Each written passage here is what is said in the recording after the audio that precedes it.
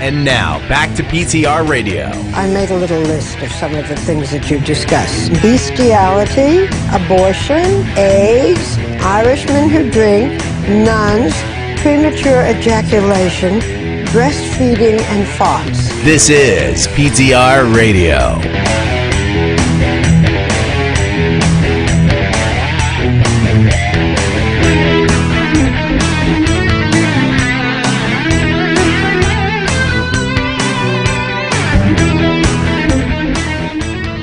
Good evening, everyone, and welcome to PTR Radio here on the fabulous interweb.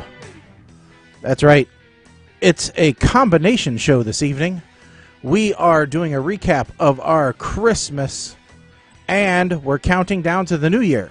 So we're going to shake things up just a little bit, and we're going to get into, kind of what the New Year holds in store. So, for those of you that are used to listening to the movie double feature movie review in the last half hour of the show, you're going to find that in the first half hour of the second hour. So, if you're used to just being able to skip to the 90-minute mark, skip to the 60-minute mark instead. And that's when you're going to get the movie review.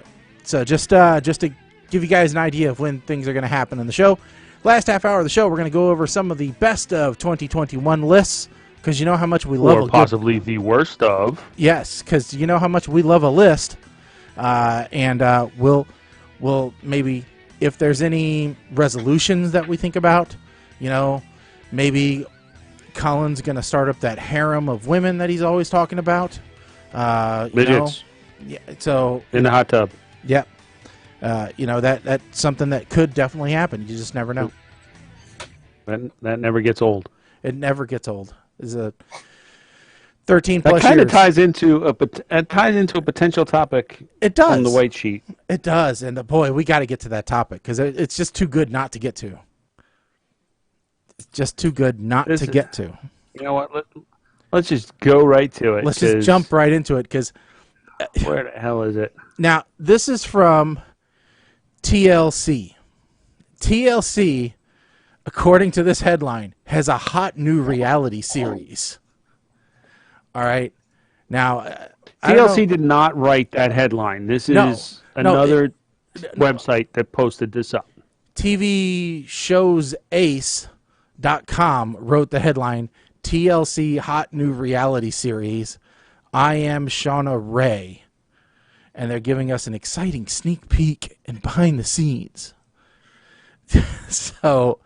Now, Mike, you and I both saw this, and yeah, because I asked you. I don't know if we can play it without getting into some kind of like copyright issue. Even though we're playing it to review it. Yeah, we're playing it to comment how on works, the show, right? Yeah, but essentially, the rundown of the show is it's a 22-year-old woman, so perfectly legal, all right, who says she feels like she is stuck in the body of an 8-year-old. Due to her height. So, let me see if I can... So, I can show you... Go ahead, I got an idea here. I can show you what she looks like, all right? And I think this will kind of give context to it, all right? So, this is Shauna Ray, all right? And you would think, oh, this is a little girl in a big chair. That's what this looks like. So, let's... Let me just throw some names out there of some actors and actresses that are 22 years old, and that maybe and give you some shows that they were in. All right, the first one that I came across from this list that is not a TikTok star is an actress by the name of Sabrina Carpenter. She is also a singer, but I know her from the reboot or the continuation Girl Meets World. She played the best friend. She is 22.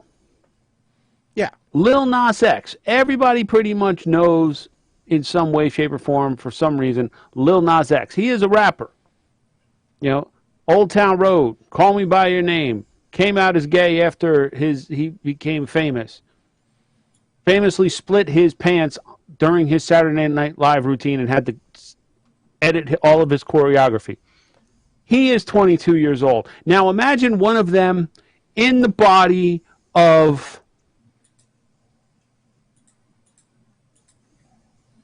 an Olsen twin from the days of, or the youngest sibling. What's her name? DJ. DJ. No, not DJ. Not DJ.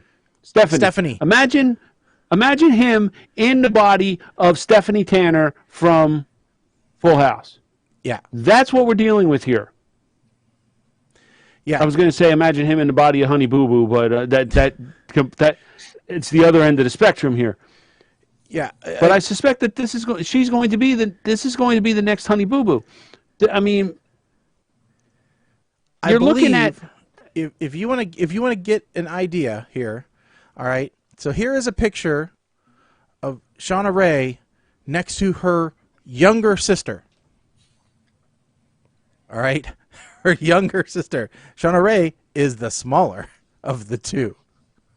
She's like 3'5", I think, or 3'11" at the most. You know how it. You know she talks about in this little clip going to bars or getting turned away for service, you know, and things like that. You know, because they really do think that, and seeing the clips of her with like a cocktail in her hand is somewhat disturbing, actually. I mean, you know, she's her older, smoking. but yeah. So, yeah, I mean, it is weird. It is absolutely weird to see, you know, and let me see. I think that we can, because like you said, we are, you know, discussing this. Let me see if I can just get. We're discussing / promoting. Yeah, well, basically. And we are promoting because I got to tell you, I'm kind of curious to watch this. Kinda? You know? Oh no, I'm so watching this. I gotta find as soon as it's on.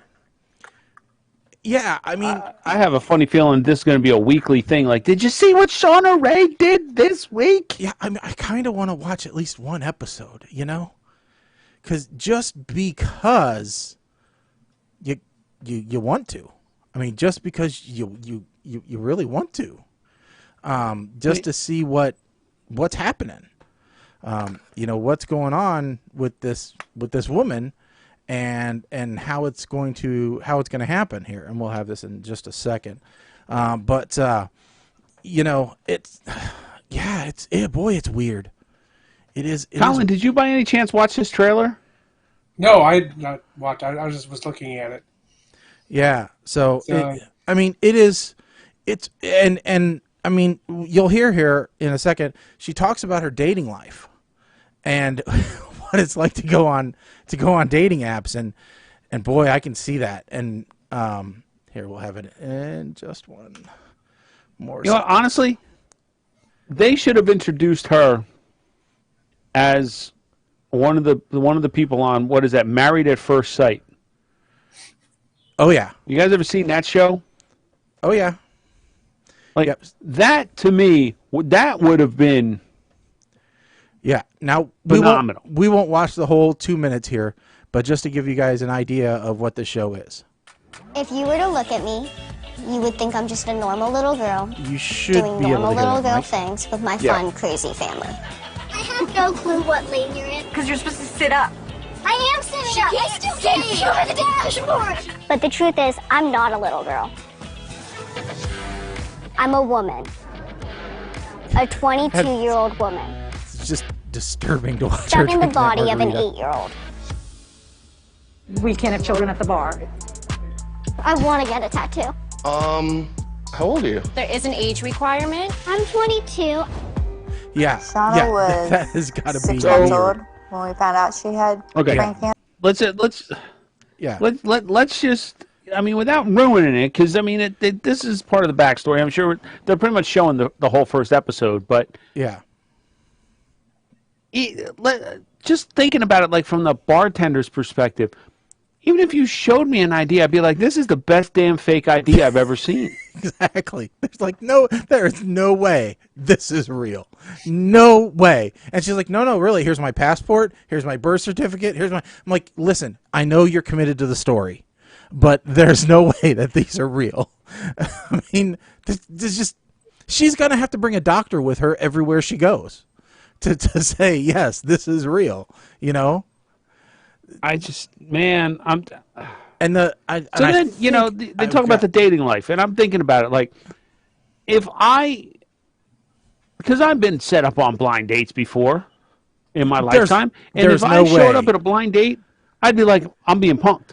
I'd be looking around for Ashton Kutcher. I'm being punked. No, I would be looking around for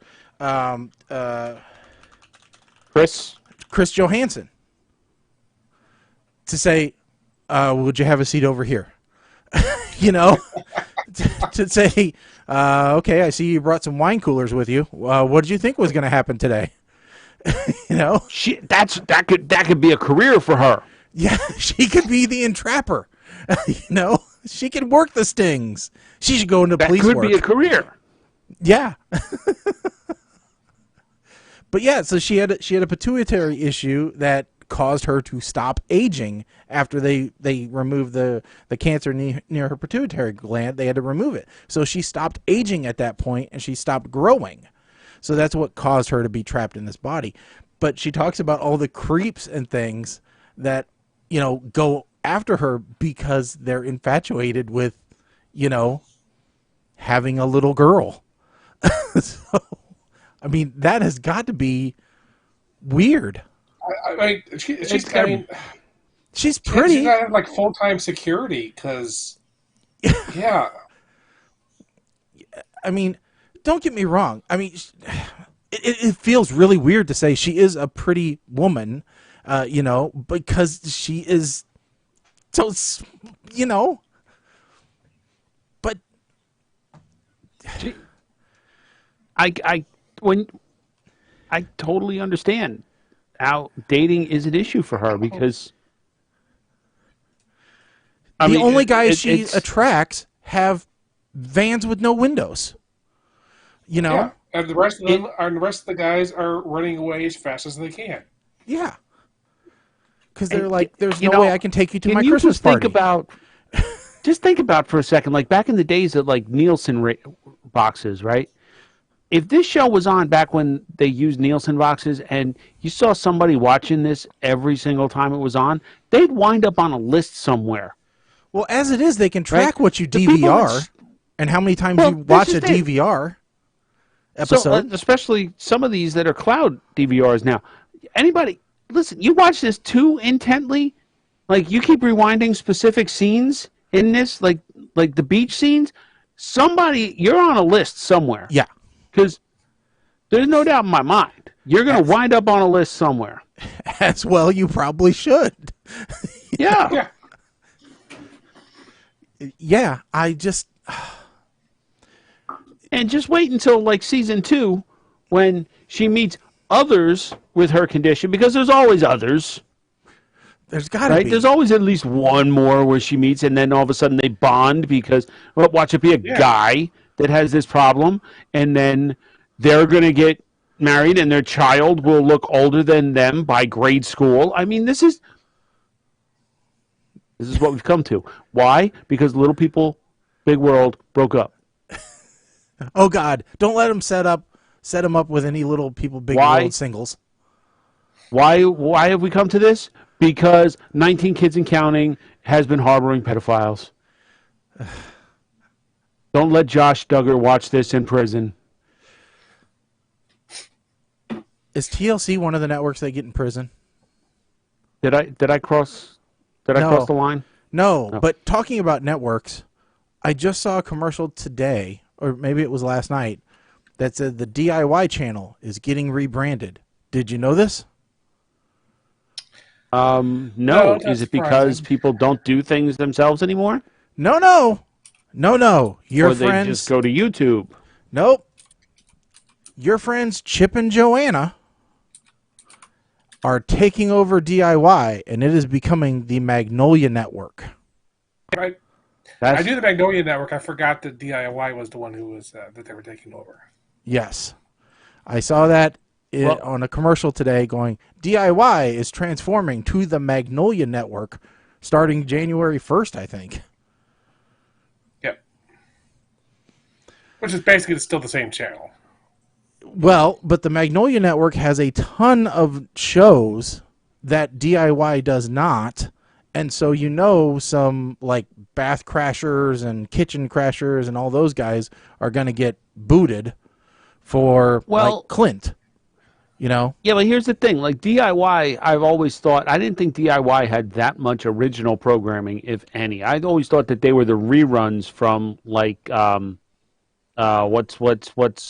am I drawing a blank here? I don't know. What's House Hunters on? House Hunters was on was that on Great American Country, or was it on Discovery Home or Discovery? It might have been Discovery. There's another channel, or maybe I'm thinking of House Hunters was on HGTV. Yeah. So HGTV, I thought, had all the original stuff, and then DIY was kind of like the spin-offs or the reruns.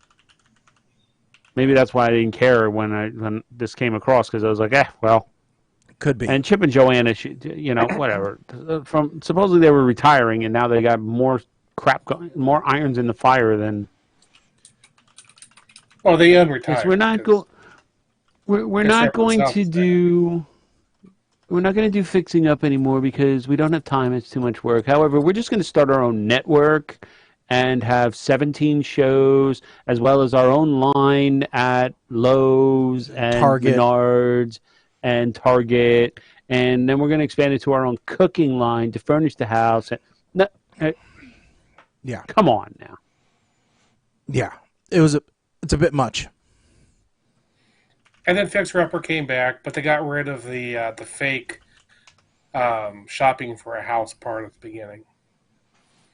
Well, that's pretty much all of them. That's all staged. So, right. So they got rid of the staging, and they just said, "Okay, we're going to fix up the house." Yeah. So, who knows? But yeah, so it should be interesting to see what happens, at the least. That's been in progress since 2019. So, any of the existing shows that were going to be canceled are canceled a while back. Yeah, but I don't know. Well, see, and I'm having an issue right now with Comcast because I was going to go back to cable. Okay. Mainly because I worked out some of the numbers, and it was going to end up being just a little bit cheaper, and the wife was going to be able to tune directly to a channel, and I was fine. That's what I'll do. Boy, I can't get anything to work. Cable is supposed to be easy, right? Cable is supposed to be the easy of them to put in. Weren't you having issues because they sent you the wrong boxes or something the last time? So I took them back, and I got what was supposed to be the right boxes, and even though I still got a bum leg, I went crawling in the crawl space yesterday, or Saturday, and reattached wires and traced wires down in the house and made sure that I was plugged into the right stuff and had everything, went out and even bought on my own dime a new splitter that did up to 2.4, gigahertz or 2.6 gig or whatever. I don't know, a lot of gigahertz. And even moved the only thing I did accomplish was I did end up making a better signal for the cable modem. So that was an improvement. So now I'm getting my full internet speed, but none of the damn converter boxes pull a signal. So I don't know what the hell's going on there. I got a feeling that they didn't flip a switch on my account. So no matter what I do here, it's probably still not going to work. So I'm going to end up having to be on the phone with them forever, explaining that I didn't screw anything up, I don't believe, and then I don't want to pay for a $100 call-out fee for them to install stupid cable. I just want them to fix whatever is wrong on the account, I believe, is what is going to end up happening. It's just a pain. It's a pain. But has Andy been able to watch any of her shows? Well, I haven't turned off Fubo yet. So, yes. Okay. Because I'm like, I even told the guy at the Comcast, I'm like, listen, it's Christmas. It's Hallmark season. Like, we don't even call this winter anymore. We call this Hallmark. So, we can't not have television. So right now I'm basically paying for 2 cable providers. So, yeah. Well, no. Comcast will, you yell at them enough, they'll wind up crediting you because you haven't been able to use the service. Yeah. So that's going to happen. And now that my primary employer has sent me back home, because surprise, surprise, when they pulled people back into the office, people came in when they were sick.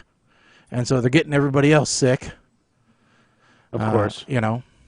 So, hey, leave us at home. We're doing just fine.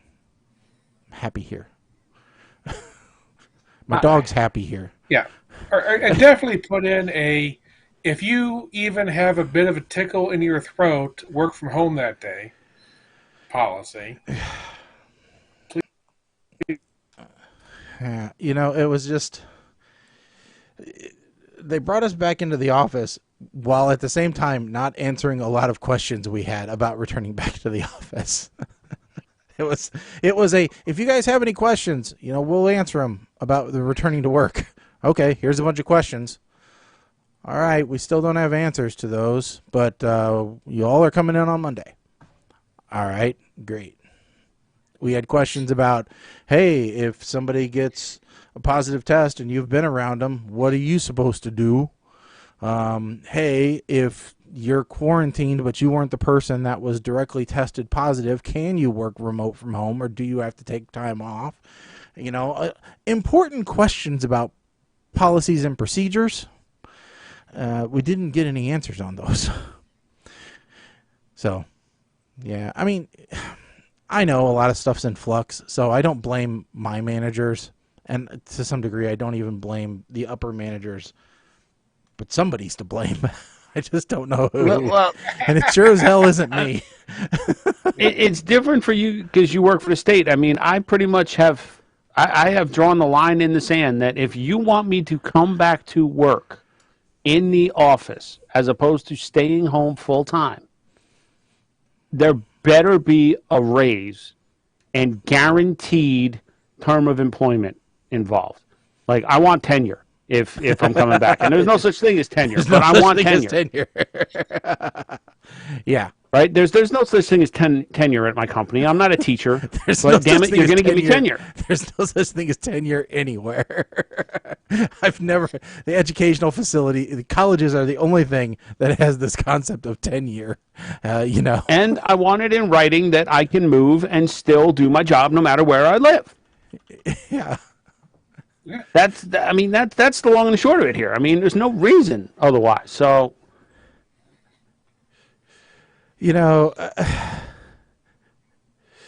oh yeah, where did the university get the idea of tenure in the first place? It existed nowhere else, right? Unions. Tenure has been in universities for centuries. Well, I know, but it didn't exist anywhere else. You never saw a tenured bricklayer. No, but you saw a unionized bricklayer. Well, yeah, but he still did. Journeyman and master, and once you're a master bricklayer, then you're pretty much locked in. You're not. Well, no. I mean, if you start throwing bricks at somebody, you're gonna get canned. Unless it's your apprentice. Throwing bricks at someone, they're going to get. I mean, I'm just saying. Bricks. If a teacher starts throwing dirty looks at somebody, they're going to get canned at this point. Actually, my high school chemistry teacher did throw bricks at students first day of class, and he was on. It was a brick. It was a foam sponge that was painted brick red and even had the 3 holes in the middle, and so he was. I seem to remember they used to sell those at like Spencer Gifts, and the idea was you'd use those to throw at your television when you got mad at the news because it wouldn't break the TV, but you still felt like you were throwing something. Yeah, it was like the original stress reliever. Yeah, that tenure education, especially at the higher levels, is about opinion, and you don't want all of your various teachers getting fired because some new administrator comes in and decides they disagree with people. There you go, Mike. For All I 15, gotta do, Mike, is figure out how to make your job opinion based, and that your opinion needs to be protected. Okay, so without getting into details, the problem here is that my opinion typically is based off of logic when it comes to my job. And there's no quotas when it comes to logic. Therefore, my opinion is null and void. Because typically, my opinion is asking the questions that keep people from meeting said quotas. If any of that makes any sense. Nope, it does. It is. So go. So here you go, Mike. You can get a fake squeezable brick stress toy for $7 from Amazon Prime. But it's small. Okay. It's that's small. I want a real brick. I could probably make one. I mean, I wonder if you could use. Don't Teresa, Merry post Christmas to you too. Thank you for tuning in. Don't they have filament that's spongy for 3D printers? Like rubber? As he asks the guy that doesn't have a 3D printer, the one guy on the show that does not. He was sort of asking me too. I'm here too. I can answer questions. Okay. Yeah, I'm sorry. You're so quiet. I keep forgetting. Yes. Yeah, so thermoplastic Do they have- polyurethane, TPU.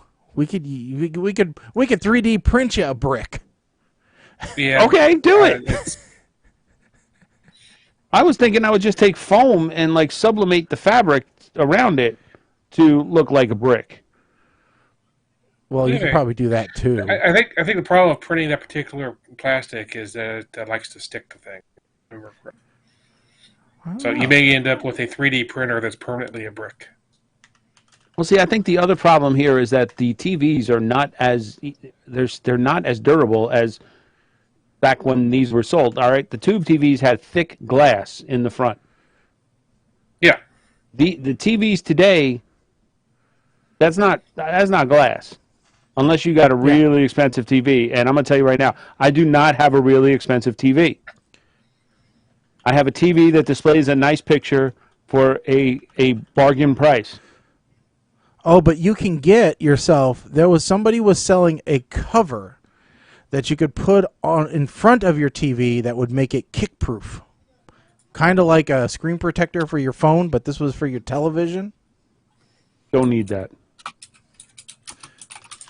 Actually, Linus Tech Tips was like it had a actual TV. They had a kick-proof TV, but then they were also testing. So they were testing the kick-proof TV versus the kick-proof cover to see which one like gave you more protection.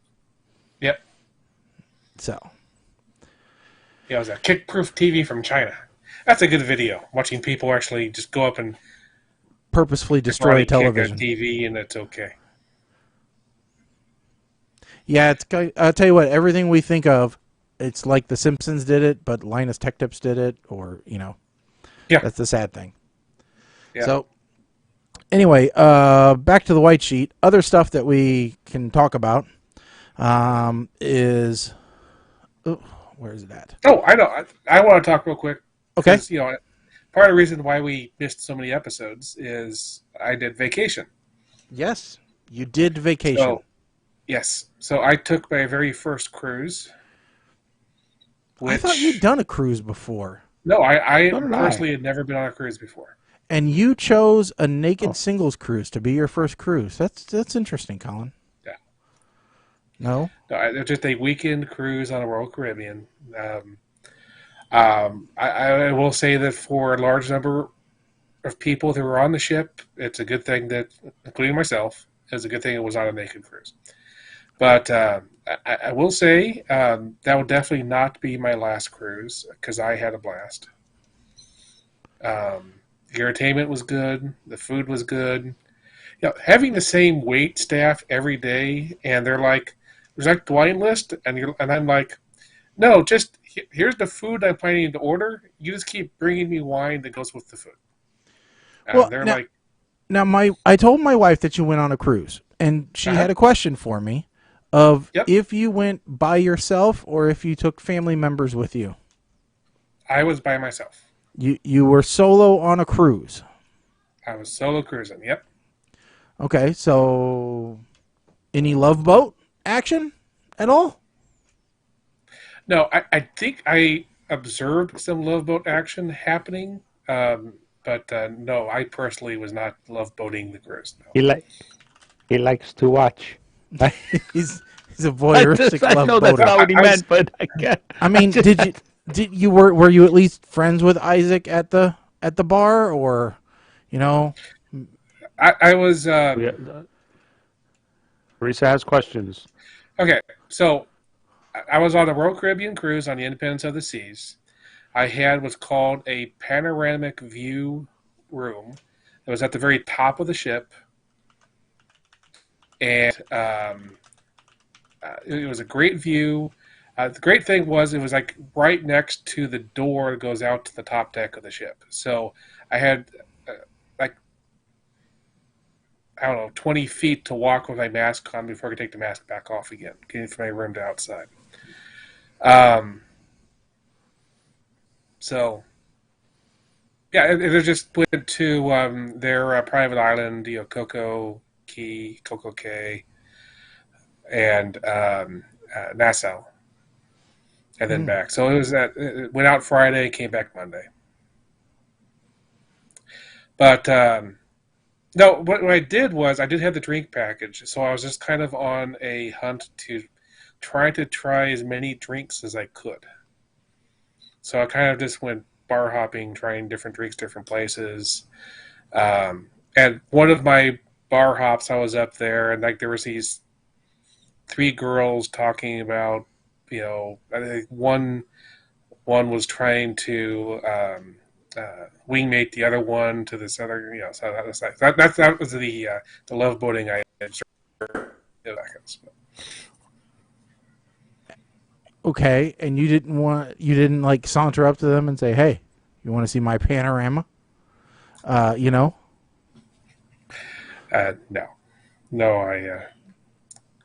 that's quite a. Like, hey, you ever watch Netflix? Guess what? I programmed the codec. You're welcome. Yeah. The panoramic was great because it basically the entire wall of my room was a window, and it was kind of out there a little bit, so you could look straight down. Yeah, I could have used it, but I did not even go to Coco Cay. I stayed on the ship, so that I had the adults only area is called the solarium, and it's adults only, meaning. Oh. Kids can't get in those pools, but the kids are still going through that area, so there's nothing. Yeah. I basically had the hot tubs and the pool to myself for the morning, and that was fabulous. Because you're sitting in the hot tub, and then one of the employees comes by with their tray, goes, "Do you want a drink?" And you're like, "Sure, I'll take a dark and stormy." And then a few minutes later, he comes back with your drink, and you just continue to sit there in the hot tub. It's a wonderful. Dark and stormy. Do we need to try this? What is it? I think it's just Or is this a rum and ginger. Rum and ginger beer. Okay, we can try that. So similar to a Moscow Mule. Okay. Well, let's see here, Colin. So I'm gonna arrange the next cruise for you. I already have my next cruise to Alaska. That one I will not be by myself. I have family going on that one. But well, you never know. Better. My parents were taking my nephews on a cruise in March. That was the big Christmas present of the year. Okay. Yeah, I saw that. I saw the post about that. Now they're not going April 3rd. Did you see the post that they have adopted another nephew? I don't think I saw that one. Okay. Surprise! I'm related to you now. No, I'm kidding. So, all right. Well, I would suggest next time you dial 945 Go Bliss, and they can book your travel needs. Don't trust him. Yes. Colin, don't listen to him. Yeah, I'm not planning to listen to that. I'm planning to run away. I don't know. No, for some reason I thought you had gone on a Disney cruise before. I did too. Told me crazy. No. I'm also shocked to find out that this was your first cruise and it wasn't a Disney cruise, to be completely honest with you. I told my wife it was a Disney cruise because that's just what I naturally assumed. Mike Colin went on a cruise. It was a Disney. There has to have been a mouse involved. I'm probably going to stick to Royal Caribbean as my cruise line going forward because so there's many different cruise lines and they all have different personalities. So like Carnival, of course, is booze cruise. You're just you and a ship full of people just drinking as much as they can. Well, it sounds like that's up your alley. Sounds like that's what you were going for. No, I didn't have that many drinks. I just wanted to try multiple drinks. Royal Caribbean is a little classier, but not super expensive. It's just classier than most. Holland America is also classy. It skews a little older, so more retired people on Holland America. But Princess is the traditional. Princess is the original Love Boat line. And they're the ones that are the more traditional cruise that you might think of. You know, the kind of thing where they have lots of stupid game shows that people are on, where they have to do stuff like, don't say no station of someone. And it's just a little chintzy. Okay. Closer to Branson. Princess is the Branson of cruise ships, basically. Disney is on the other cruise line, this would have cost you $800 for this cruise, but it's Disney, so it's going to cost you $472. Well, I don't know. Okay, so I think if I was going to go on a cruise, I'm just looking here because I found a.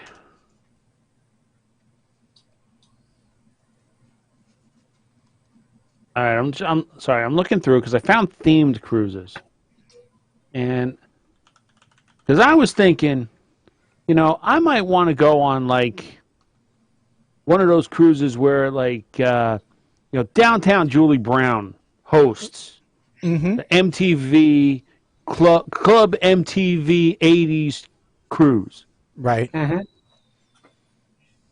But then I'm looking at who actually does these. So there is an '80s cruise. There's a Flower Power cruise. There's a disco one. Cruising with the King. I don't know if there's any bands that I could want to be at sea with without wanting to jump overboard. Yeah. Oh, here you go, Mike. I got one for you. If you say New Kids on the Block, I'm going to throw something. It's already passed. It happened in October.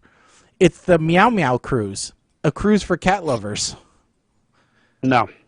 Listen. No. Absolutely not. How about a biker rally cruise? That makes no freaking sense whatsoever. I want to go on a cruise where these jackasses are going to be riding their Harleys around the Lido deck. A Star Trek cruise? Oh, here's one for my wife. Never get Kim to go for it. Here's one for my wife, a scrapbooking cruise. You're going to go on a cruise and just scrapbook? Really?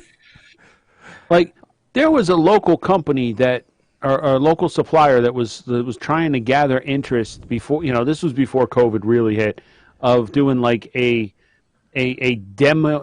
demonstration, so basically a seminar at sea. And I'm looking at some of the people replying to this, and I'm like, no. Y'all are just going for the free food. You don't give a damn about this. These are just weird. Knitting cruise,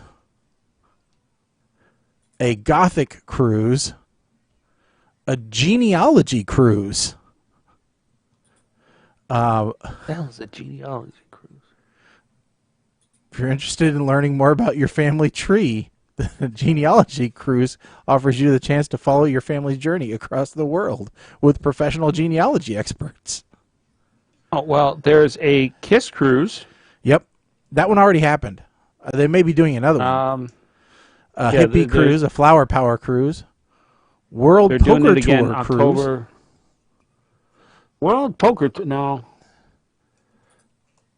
So, Colin, you posted up you shared a couple of videos where there was an ice skating show on the cruise, and Yep. I have often wondered just how much more skilled a professional ice skater has to be to do this on a cruise, because I'm not used to these giant ships.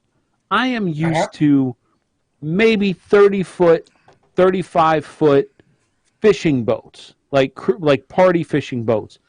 And I've been out there on the water, and there's no way in hell you could get me to put on roller skates out there, trying to skate along the deck, because things are moving way too much. I can't imagine doing jumps and turns and stuff on ice on the ocean like that. But I think one of the differences here is, and Colin, you can correct me if I'm wrong, because I've never been on a cruise, but I don't think that a boat that large is swaying and moving the same as a 30-footer. Yeah, it's not. It's swaying a little bit, so you can feel it a little bit, but it's not. It's not.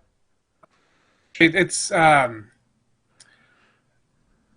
put in perspective. Like if you've been on a train or a subway car, it's not swaying even as much as one of those would be.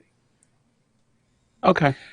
But they're extremely skilled ice skaters. I didn't catch it because I didn't really want video being taken, so I was a little bit just to show what it looked like. But they actually put the names up, and like they were, Olympic skate. One of them was Olympic skaters. They were, gold medalists in the world championships. So they really did. Okay.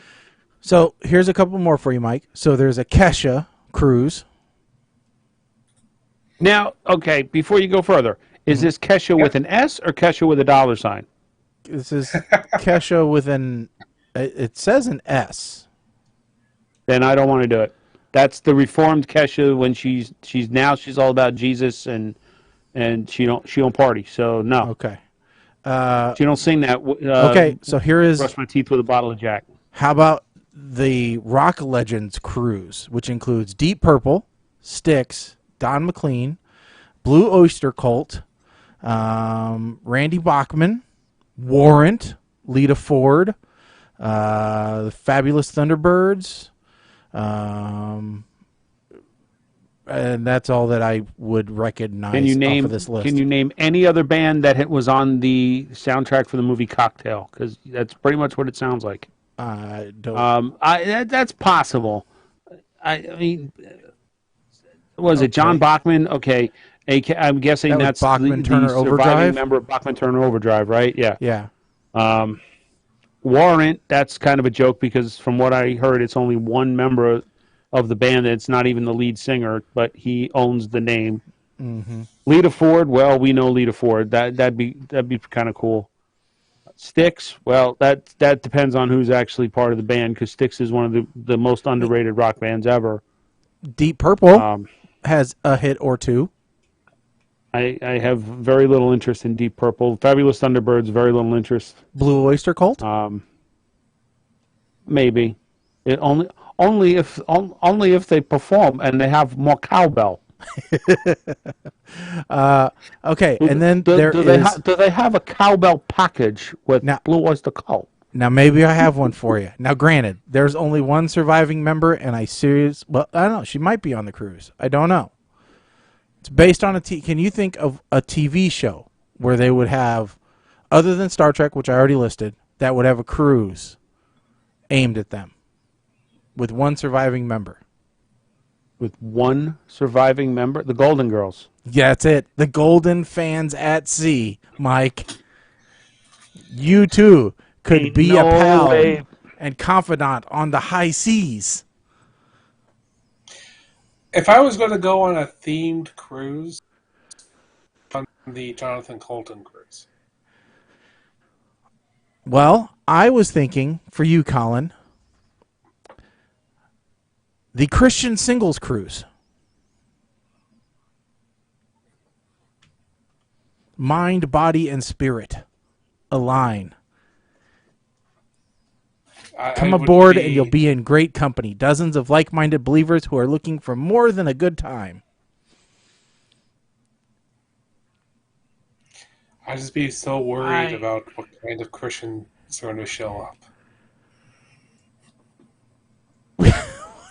That sounds dangerous. I think I'd rather go on the Disney cruise.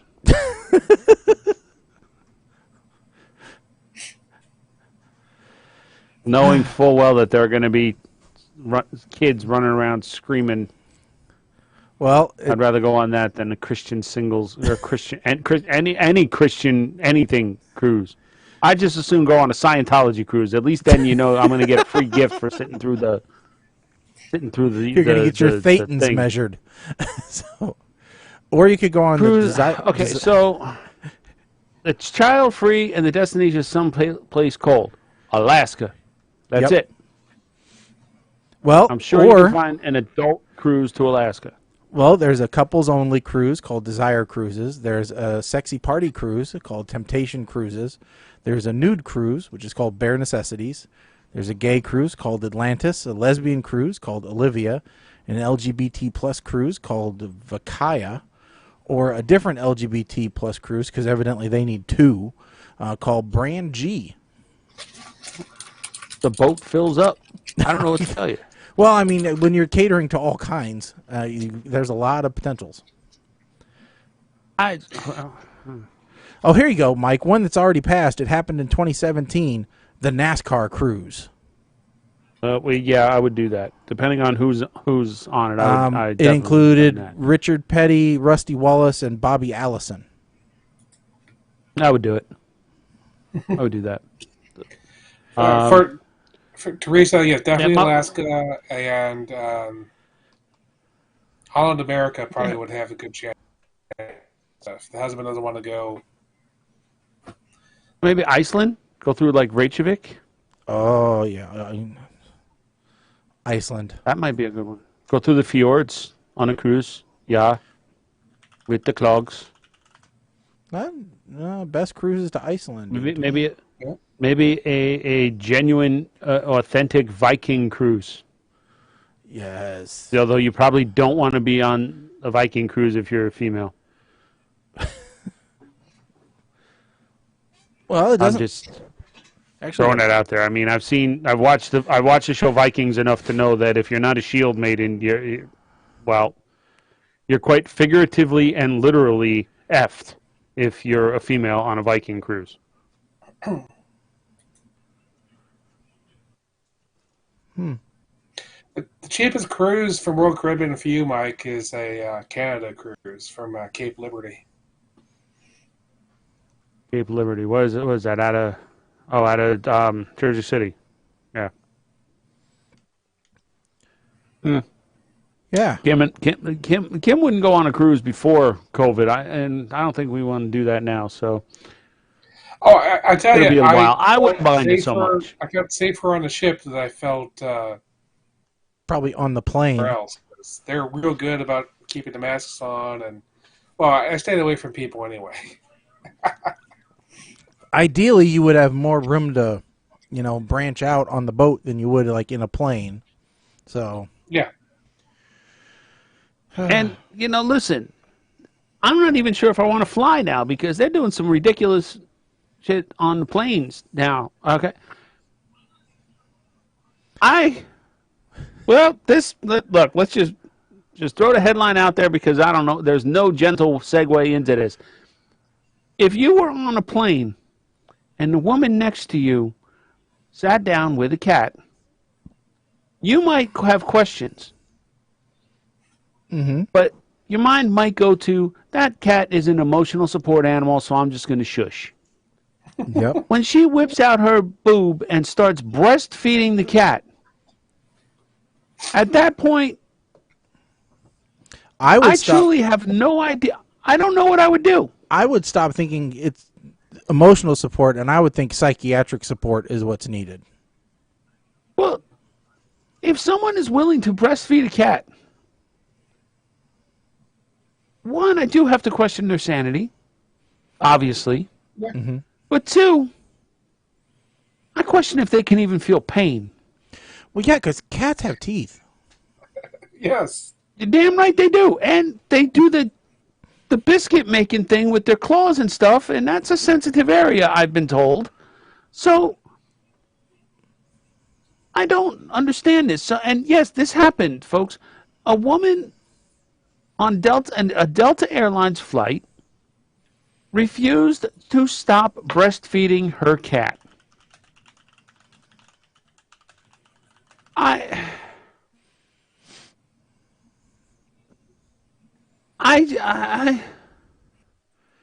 don't know how to respond to this. This is the kind of person that you want. And see, that's not a cat. Yeah. This is the kind of person, when you talk about the cat cruise, yeah, I don't want to be stuck on a boat full of these people. Well, but see, in the cruise, they weren't allowed to bring their cats. That's smart. This is but why. At the same time, that's stupid. How do you have a cat cruise and not have cats? It's for cat enthusiasts, not for cats. Are they just going to walk? Are they just going to walk around? They're going to walk around. Is this code? Is this actually furries? Are you trying to set me up? I Send will me on a say cruise with a bunch of furries. I will say that the picture of the people at the cat cruise did have those little cat headband with ears. Of course they did, because of course. But they did. Because But how they had could you regular not? clothes on. They didn't have like cat suits. They didn't look like they were from the musical. So if they now listen, if they look like they were from the musical and or the movie, then I'd definitely be jumping overboard. I'd be like, you ever see that movie? I would want to throw them overboard just to see if they're on the ferry to Martha's Vineyard. Hoops is sitting in the lifeboat. Yes. On the ferry because he hates water. That would be me the entire time on that cruise if they're walking around. No. Somebody. All I'm going to say I don't know if it Twitch was person here. No, that's all right. We good. Thank you. We don't need to buy anyone, but thanks for the consideration. Appreciate it. Last time I checked, buying people was illegal. So we're not going to do that. You got a promo code? Or what's the cash back on Rakuten? That's the other question. This is like, I just, So to finish this off, you got a honey code.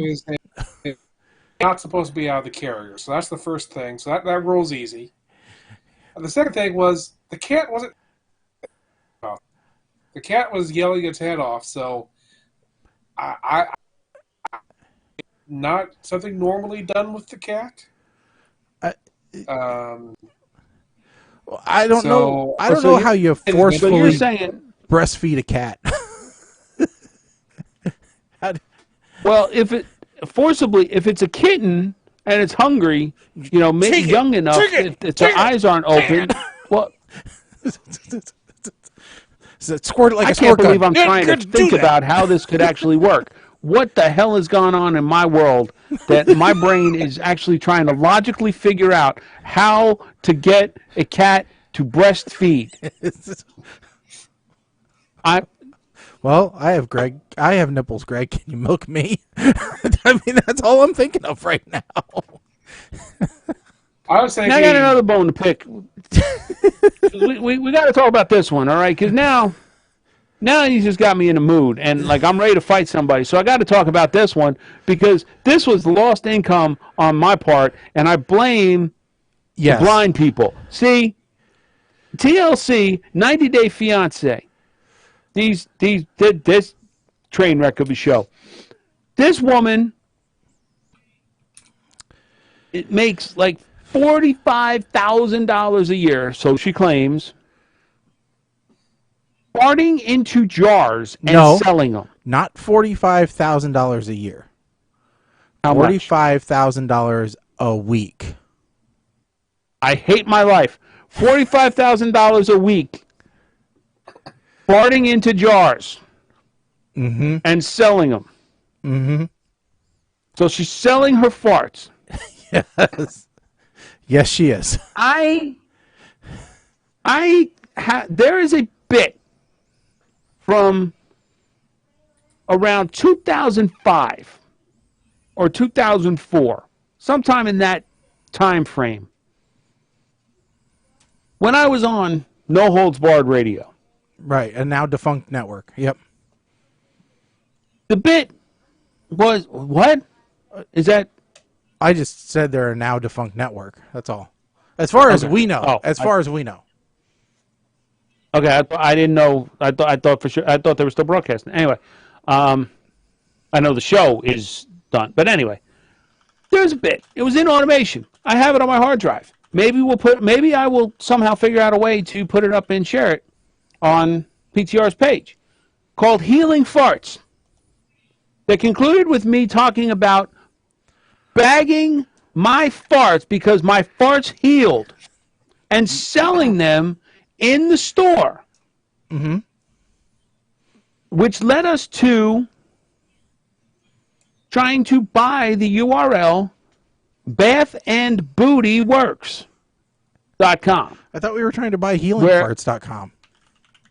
Well, healingfarts.com was available, but we thought Bath and Booty Works would be a little catchy. That'd be because good. We could have other related stuff.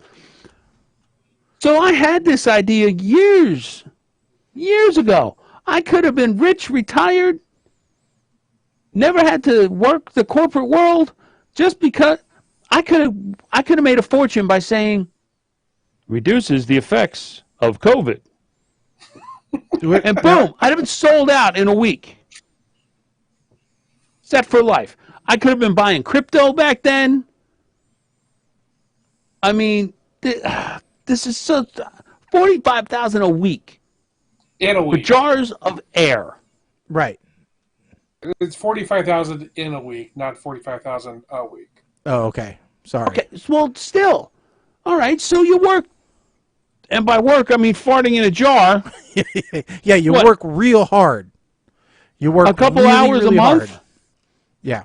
But make sure you drink eat a lot of broccoli. There's a time when she started doing this where she sold $45,000 worth of it in a week. I don't think it's an ongoing, people keep buying them thing. So that there's the she sells now, for example. Yeah. Yeah. Well, I possibly could have been. I don't know. And yes, yep, that's the one. I just don't. Yeah. Apparently, she bottles it along with a squirt of her perfume. So it's diluted. Yeah. So they're not even getting the full healing power, is what you're saying. Yes. So, Mike, there is questionable if they're getting anything other than a jar with a squirt of perfume in it. So, Mike, there is some good. I can get you some good news out of all this. What's that? So you were going for that URL, correct? That I just put in the chat. Yeah, I think so. Yeah, we own it now. So we have that. You're kidding me, right? No. Okay. So, ladies and gentlemen, we are now the proud owners of bathandbootyworks.com, which I'm sure at some point, if we even try to use that URL, we're going to get some kind of takedown notice, some kind of... I want a cease and y'all desist. done messed up. I want a cease and desist order or an offer to buy it from us. Because I am really surprised it was available in the first place. I don't know why it's available. I honestly don't. I don't know either. But all right, well, look, it's 8:00. So what do we say we're going to do? Are we doing the movie review now? Yeah, we're going to do the movie review now. Okay. So we're doing things a little bit different. We're going to do the double feature movie review right now, and this is also officially starting our 60-minute countdown for the countdown to New Year's. So welcome everybody for tuning in for our New Year's special. If you're just tuning in right now, because this is going to be a great show, and we hope everybody can ring in the new year with us as soon as I set my timer for 1 hour. It's kind of disappointing. We've been doing this. You pointed out that there are 13 years of PTR on the Libsyn the podcast archive. And in those 13 years, we've never thought to have some kind of widget that does the countdown on the screen. Oh, yeah, that would be a good idea, Mike. We should probably work on that. So we have an entire maybe year we'll to remember do it for next year. Yeah. Yeah, I mean, we could do that. I was just thinking, like in the bottom fourth or bottom corner, instead of our graphic, we could have put that up there. But yeah, there's always next year. Yeah, there's this year, that we could do that too. We could do that this year. Oh, there we go. It's possible. Okay. Now it's there. Yeah. Awesome. We could, except for it went away, which I don't want it to go away. So we're going to change that real quick so that it doesn't go away. Okay. So there we go. Yep. All right, we have a timer now. Okay.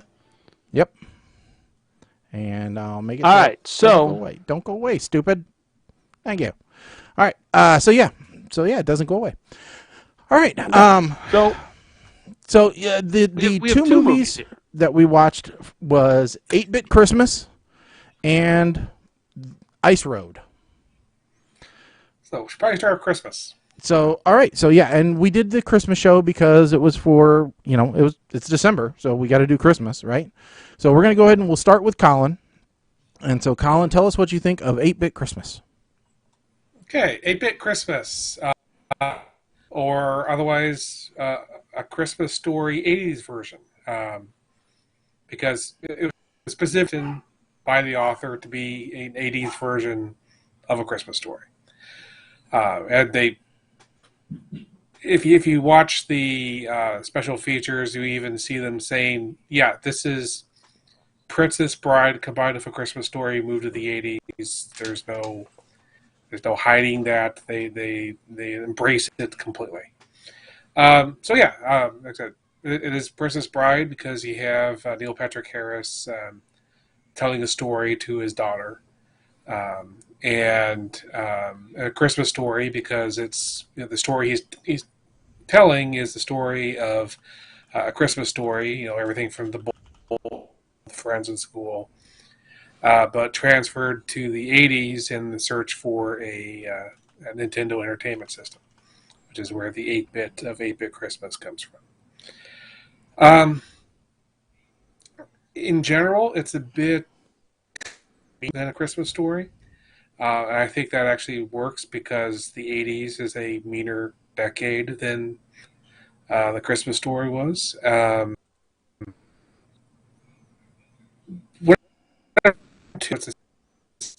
think as a whole more than I liked the movie as I was watching it. And I think maybe something to do with itself.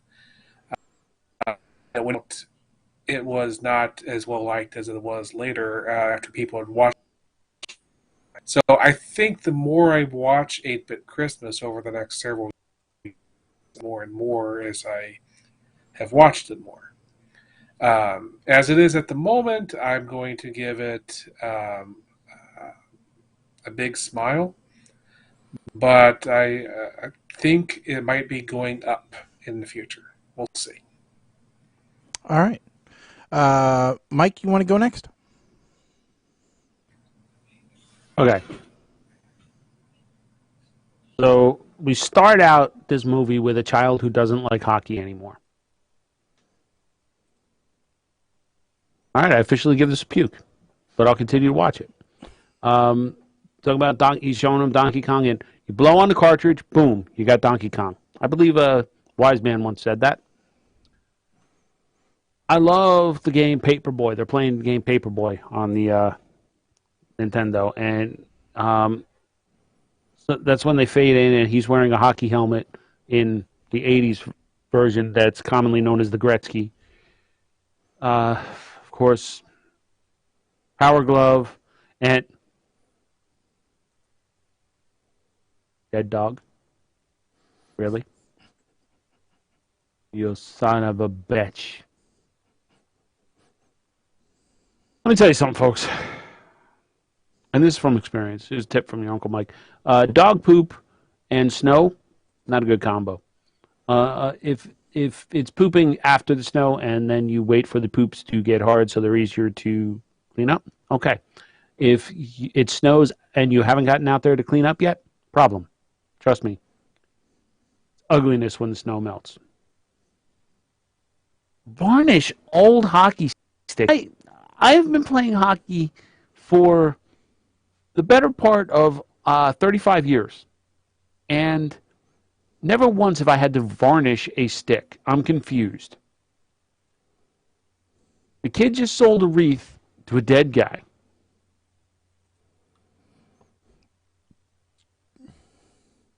Is there a bar at the food court? It's barely noon. And what's your point? What's your point? You take me to a mall Christmas shop in, like, Christmas week, I'm drinking. Banning things to protect the children and dogs.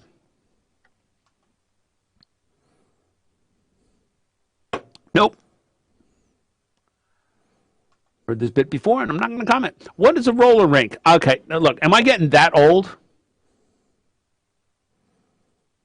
And no food or drinks outside the snack bar area. When are you people going to learn this at the roller rink, okay? The whole story turns into a friggin' teaching moment. You're kidding me, right? Suddenly this has been an hour and a half after school special? Now we know why he wanted the sticks varnished. Okay, fine. I can see it on that one. And I sit here looking at the final scene, the final product, realizing they built a tree fort. And I realized that tree fort is probably worth more than my house based off of current lumber prices. So, Liz, knowing that this is an attempted rewrite amalgamation of so many movies that I love, I can't give this more than a meh. I'm sorry, I can't. I just can't. Meh. That's it. Meh. Okay. My turn. So, yeah, I think Colin, said it best. It's a combination of a Princess Bride storytelling, method along with the original Christmas Story, type theme, modernization with the 80s in there. I really thought with Neil Patrick Harris being involved, this was going to be a bit funnier. It has a few funny moments, but it's not nearly as, fall out of your chair laughing as what it could be. I did like some of the references, but I thought really about halfway through, they kind of just really, they sped up the story a lot, but they also missed some golden opportunities. I think they spent too long with too many different ways to how to get it, and then they went into that convoluted thing of ban the video games, which granted it was a thing in the 80s, but I think they could have done a better job of explaining it. I just think it felt a little bit rushed there towards the end. So, I mean, overall, it's a decent Christmas movie, and like Colin said, I think as it ages, it'll probably pick up a little bit more sentimentality and a little bit more, because I'm sure everybody hated A Christmas Story at first, and only because TBS runs it for 24 hours a day, nonstop, on Christmas Eve, is it even, something anybody watches. I'd love to see them switch to this for 24 hours, just to give us a freaking break, or alternate between the two for God's sakes. But does this blow my socks off? No, it doesn't. So I'm going to have to give this a smile because it's similar but different. So I'll give it a smile, and that's about all that it really deserves.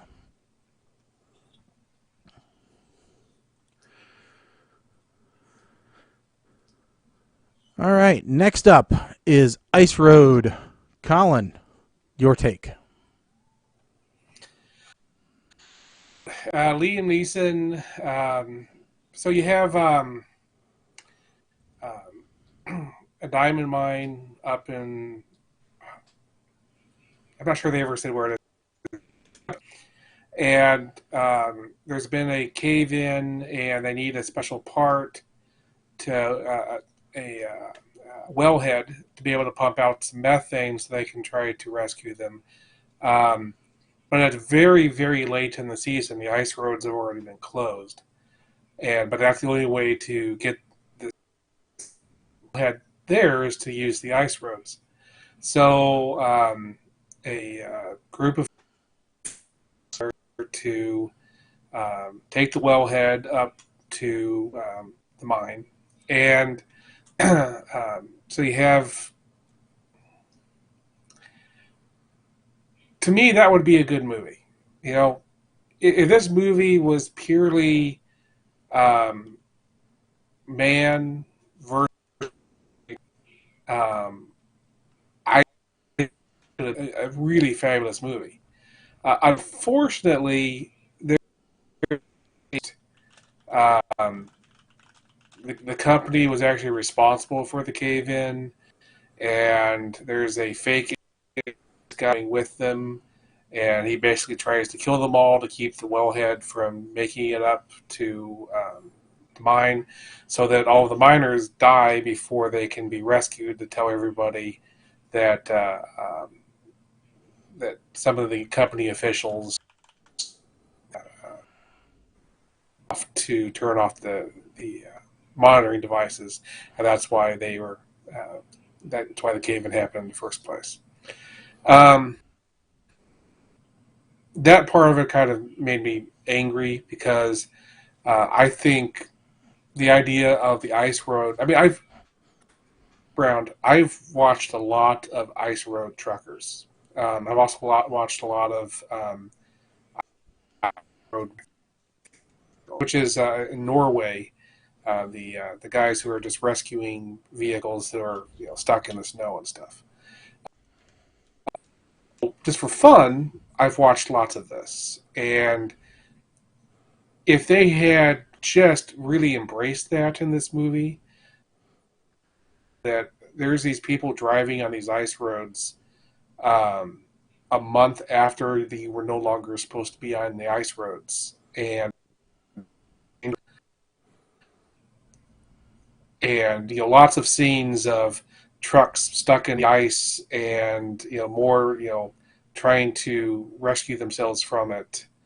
That I think would have been a better movie. They probably just didn't have enough money for the kinds of perfect storm type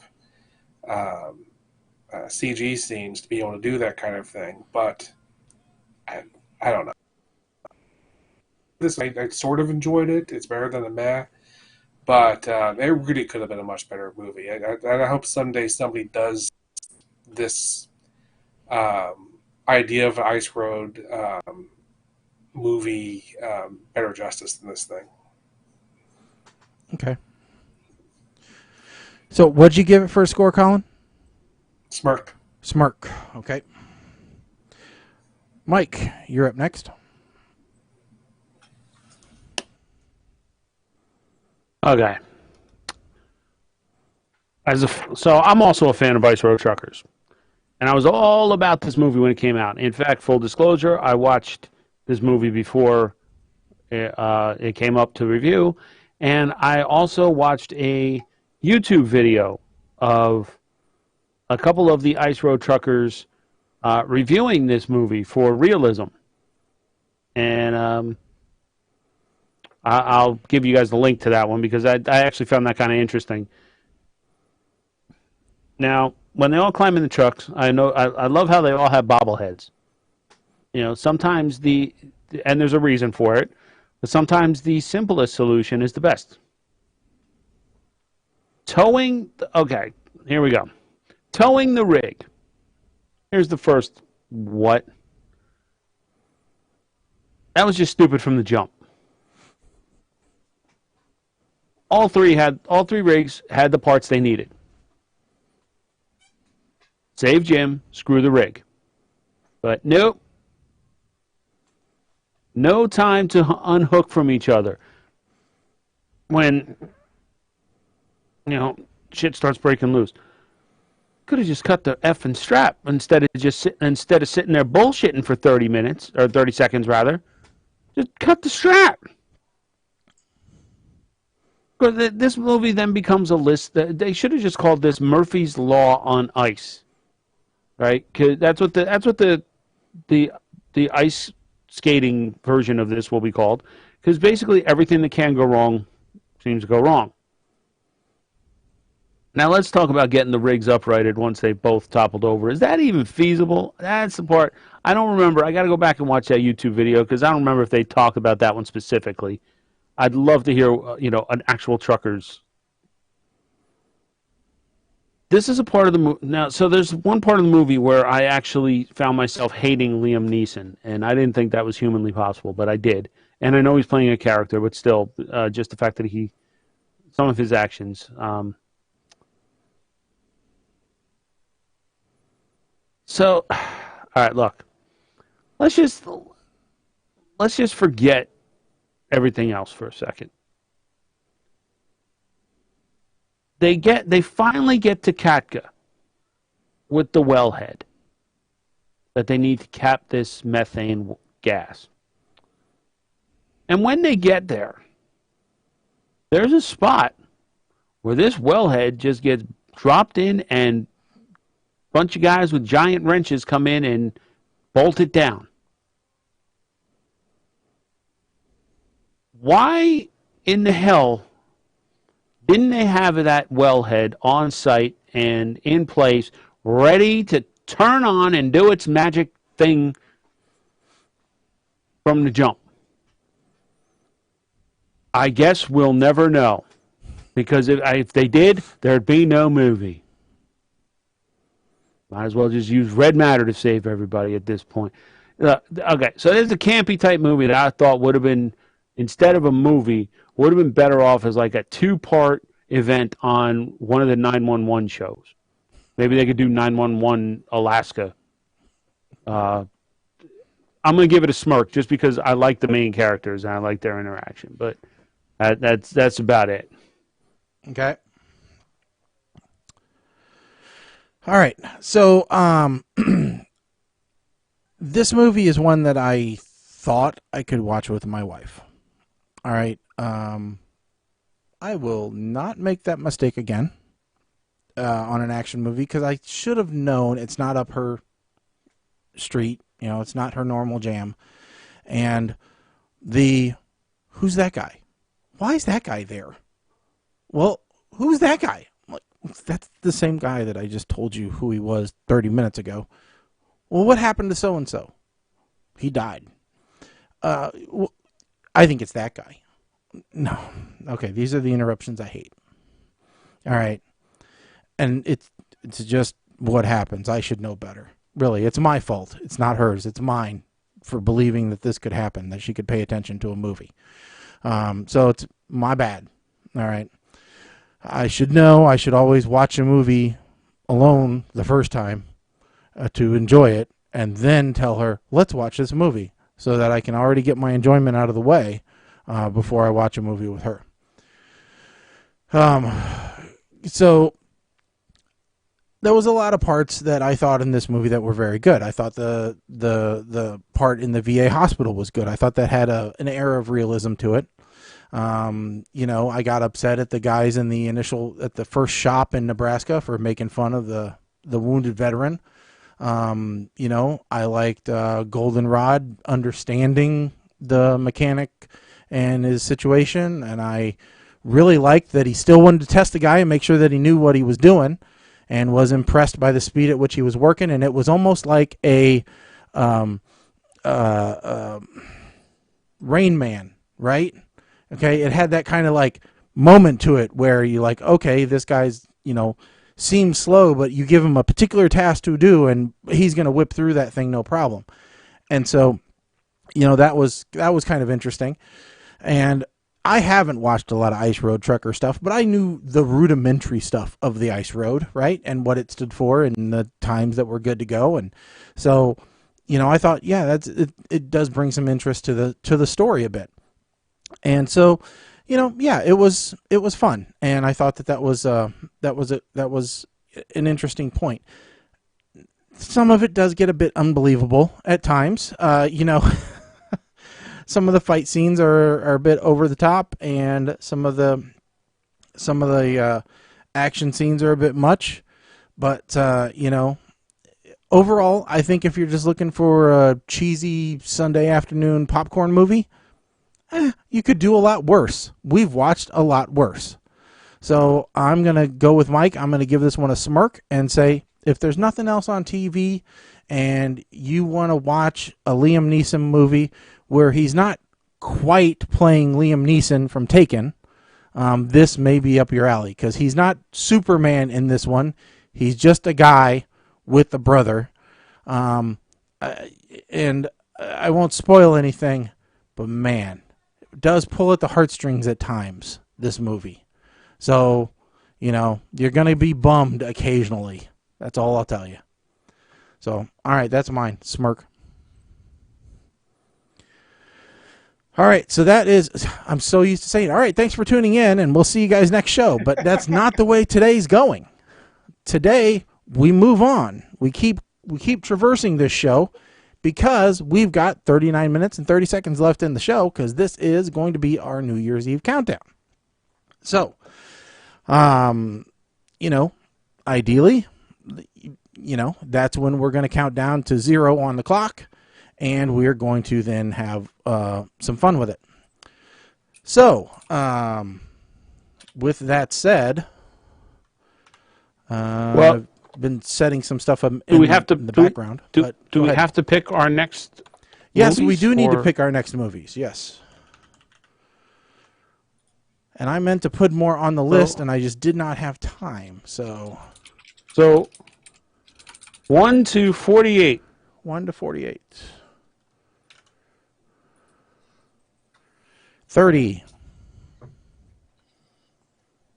Attack the Block. This keeps popping up and no, sorry. Watch with your Stars subscription. Okay. So no good. Okay, so on. Okay, add. Just move that up. All right. So now we'll go to 41.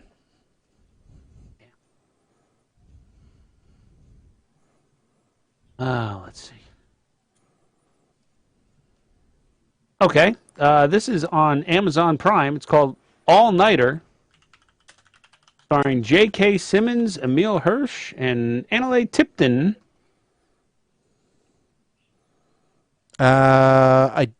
Is it available still for Prime? Oh, yeah, it is. Yes. Yeah, it is. Okay. Yes, an unexpected bromance of epic proportions. A workaholic father finds out his daughter has disappeared and is forced to team up with her awkward ex-boyfriend to find her over the course of one transformative night.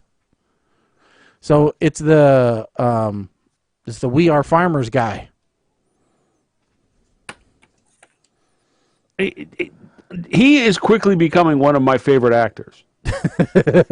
Between We Are Farmers, from J. Jonah Jameson, the role is the dad in the Tomorrow War, and he played. He was in Being the Ricardos. Fred, yes, that's what he played. Fred Mertz, the actor who played Fred Mertz in Fred. He was very good. He's quickly becoming a favorite. All right. All right, next one is 25. Damn. Let's see. Is this still available? Point Blank on Netflix. Is that? And it looks like it's still available. Let's see here. Corrupt cop action. How funny that it's the new Pitted Captain against- America. Pitted against rival gangs and corrupt cops, an ER nurse and a career criminal must work together to survive the fight of their lives. Is that what this is? Starring... Yeah, with Anthony Mackie. Yep. Frank Grillo, Anthony Mackie, Marcia Gay Harden, and Adam G. Simon. Okay. You guys are lucky that we didn't get...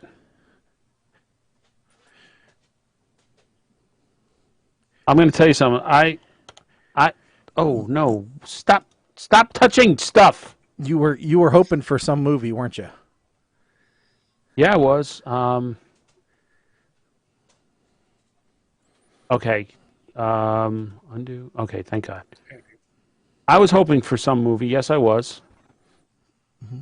I went into a phase. I added a movie on here that came across my news feed that I think will give FDR American Badass a run for its money for the worst movie we've ever watched. Oh, Jesus.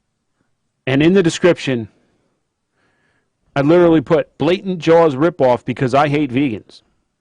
Okay. That's how I describe it. All right. This is a movie. I'll tell you about it right now. This is a movie that's on YouTube called The Last Jaws, or The Last Shark. And Jaws and Steven Spielberg and the company actually sued this Italian company from releasing the movie because it was such a blatant ripoff of Jaws. It's an Italian movie. This is right up our alley. Yes. You want to watch a foreign film? I don't believe it's sub. It's English. It's not subtitled. I looked. It's dubbed. Okay. But it's English. And I said, you know what? This is 100% right up our alley as far as the type of movie that we look for. Why? Because we're sadistic. Or at the very least, I'm sadistic. Yeah. You know, it's like I was reading the other day, there actually is an official Japanese Spider-Man movie that Marvel let happen because they canoned it as a different character. Oh, okay. It's like really it's like those Indian knockoff movies. So here's my question. I thought about this just as you were saying this. With the whole multiverse becoming a thing now and that becoming canon, couldn't you do like kind of a ripoff and say, oh, well, yeah, but it's a multiverse. So instead of Spider-Man, it's Spider-Dude. Yeah. You didn't do that one yet. Yeah. It's... Unless they're going to make it a full-on parody, you're going to be able to pull that off. Spider-Pig. Yep. Yeah, here he doesn't have webs. He has spider string in the Japanese Spider-Man. Okay. Oh, jeez. It's like a mixture of Godzilla and... what the heck? And he has a Zord? like... What? Or like Spider-Man. Japanese Spider-Man has one. Okay. This is bizarre. What do you need that? I'm going to have to send you the clips of this because we can't play it, obviously. But this is like a really bad Power Rangers.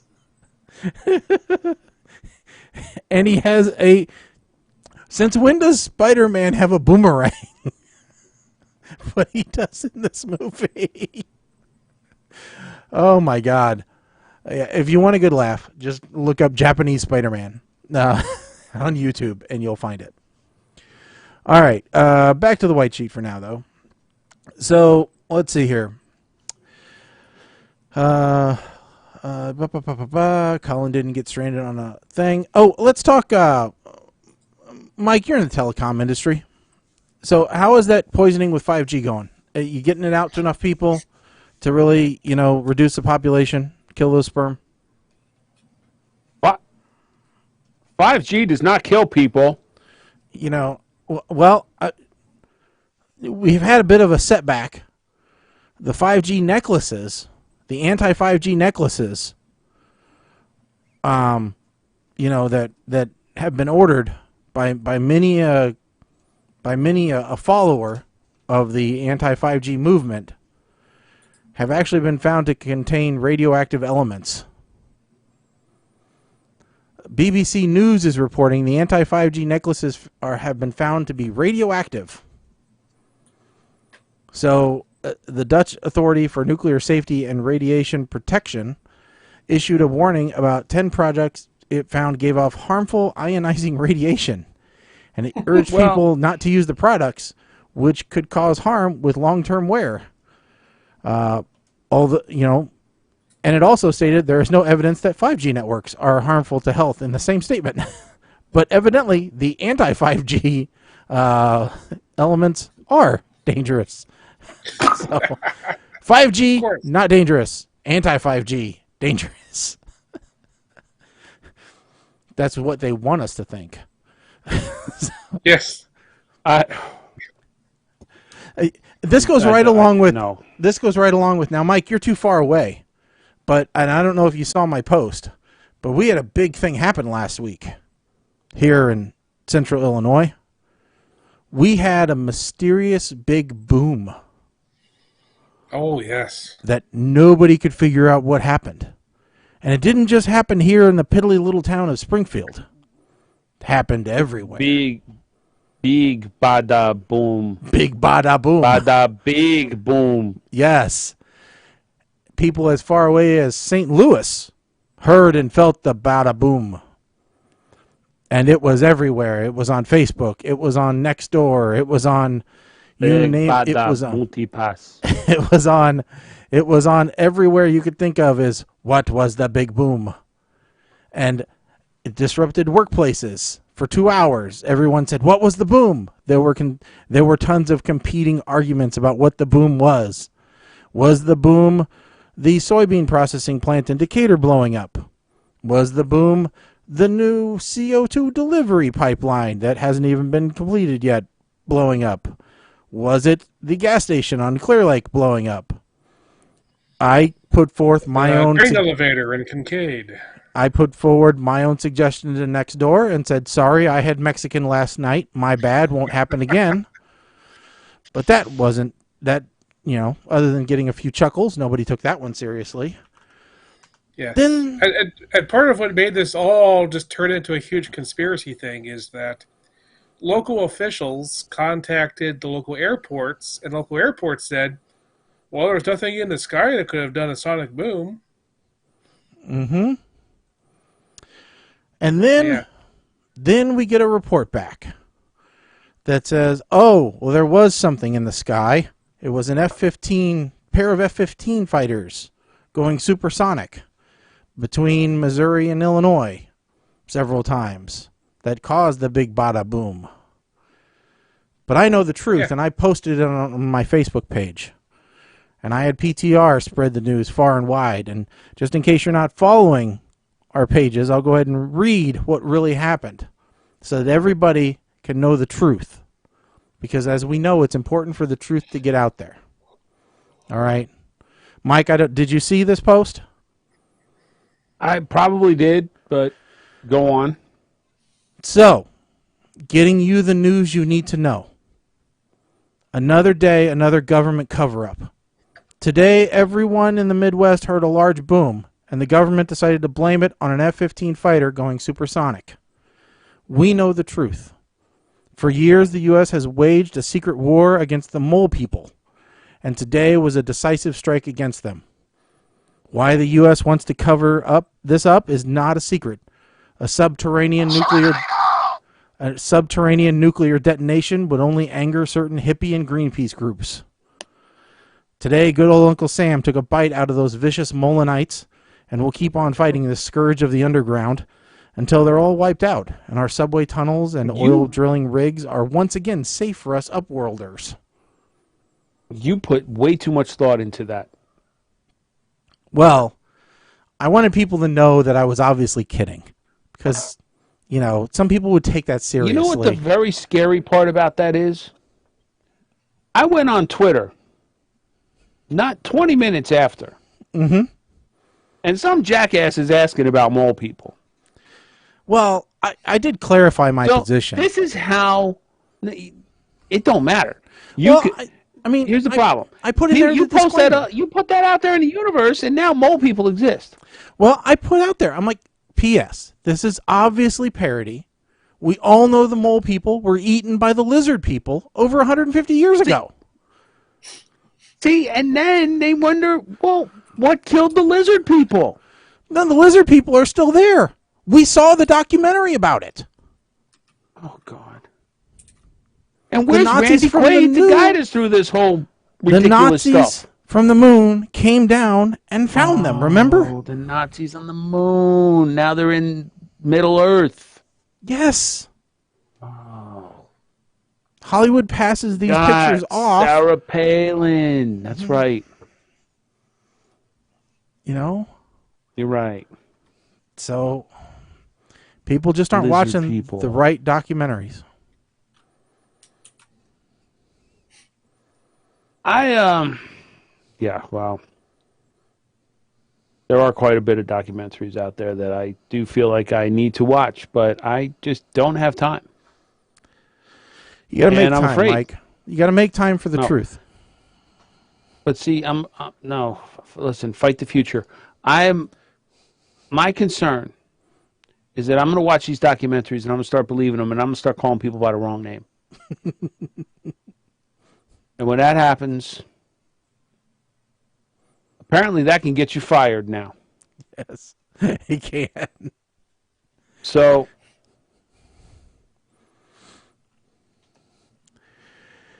it can. What better way to close out the year?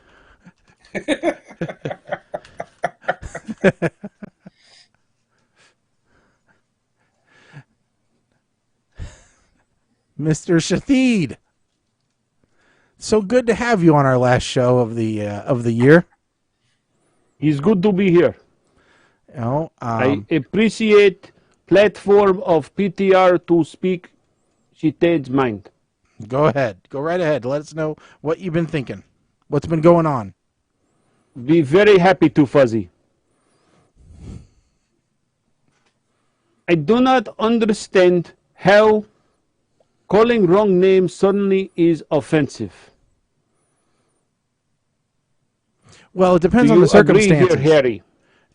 Depends on the circumstances. I mean, I think if you're being intimate with someone and you're using the wrong name, that definitely could cause a problem and ruffle a few feathers.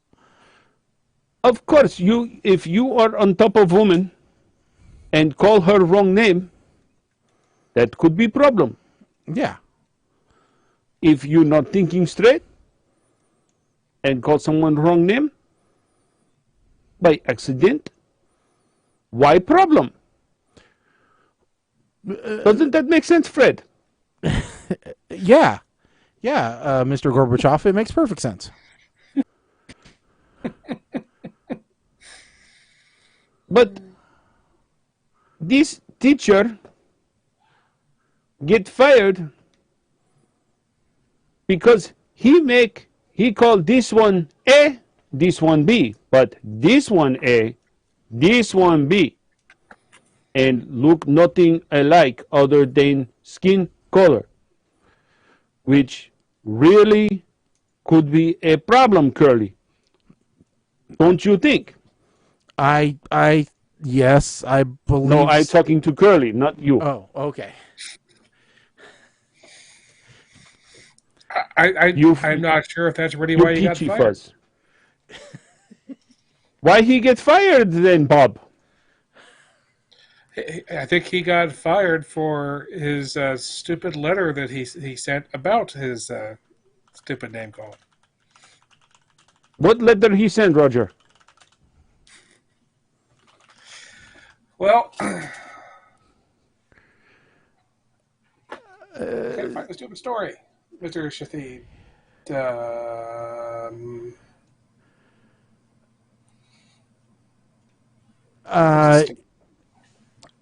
Is no matter. Should not be fired for mixing up names. Getting fired for mixing up names is bullshit. It says the students themselves weren't actually bullshit. It says the students weren't upset at the mess up in names.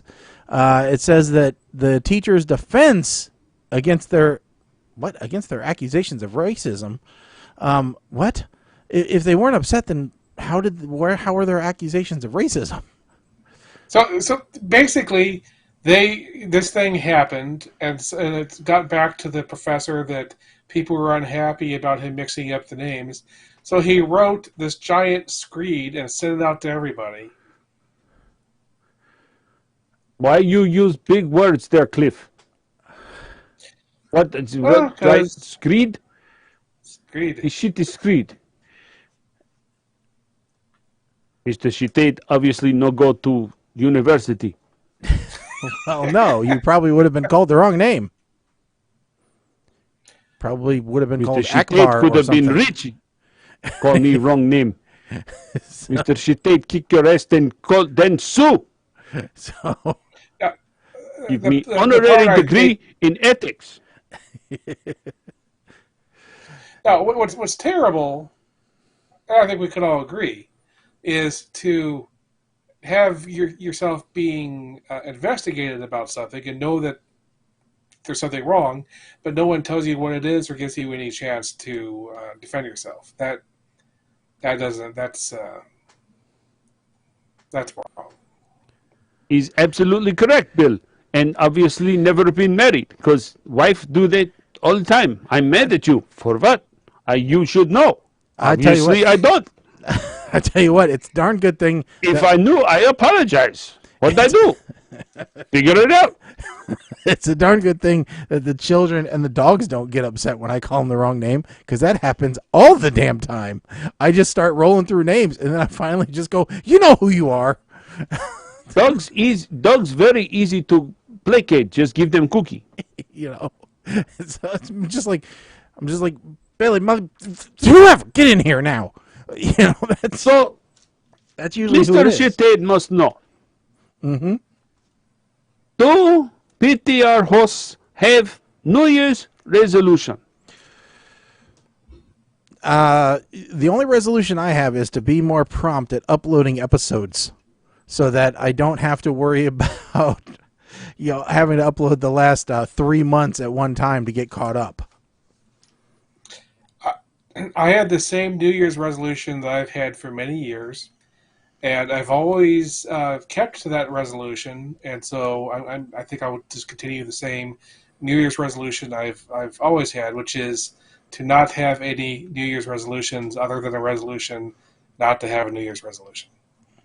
That is a weak answer, Jake, from State Farm. That's bullshit. You need to have some kind of goal going into 2022. I also really do. I know. If I know make resolution, I can't break resolution. That's a pussy. I do. Make a resolution. Mr. Shitate, resolution is no swearing as much. Which is problem when my name is a swear. You know. So how in the fuck have to get it out now before New Year's? How am I supposed to not swear when some jackass named me Shitate? Well, you could legally change your name. Answer Einstein's. You could change your name. Change your name, Mr. Shitate, to Dumas. Dumas. Dumas. Mr. Dumas. Change name to Hugh. Hugh Dumas. Hugh Jass. Hugh Jass. Hugh Jass. Like Hugh Mr. Jackman, Hugh but different. H-U-G-H Jazz. J-A-S-S. Yes. Hugh Jass. Yes. Good work. Good work. Very good idea, Skippy. Yes. Yes. Good work. All right. Oh. That my resolution. Do more wusa, do less defect you.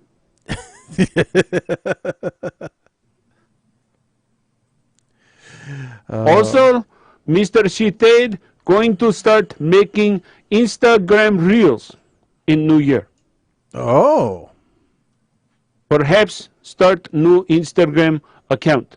Before, but again, people may get offended. PTR Shathid? Perhaps. Censors may not allow it. But Hugh Jass, PTR Hugh Jass may pass Instagram. You never know. You never know. And start doing reels, just lip syncing to. I don't know what HD is, but my doctor called and said I got 80 of them some bitches. Oh. Remote show. Yes. Help friends.